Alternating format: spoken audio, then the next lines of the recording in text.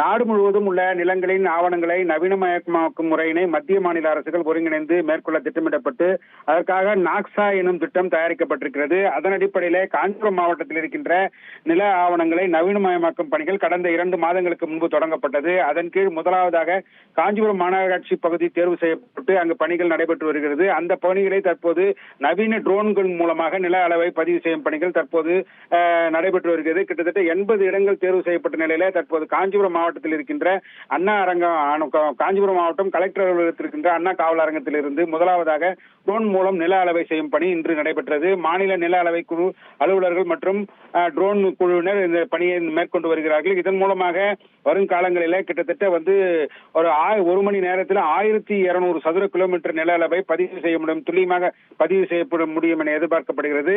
இதன் மூலமாக இந்த திட்டம் எளிமையாக்கப்படுகிறது. இதுவாக தற்போது நிகழ்வாக இருக்கிறது. தந்தி டிவியை உங்கள் கேபிள் டிவி ஆபரேட்டரிடம் இலவசமாக கேட்டு பெறுங்கள்.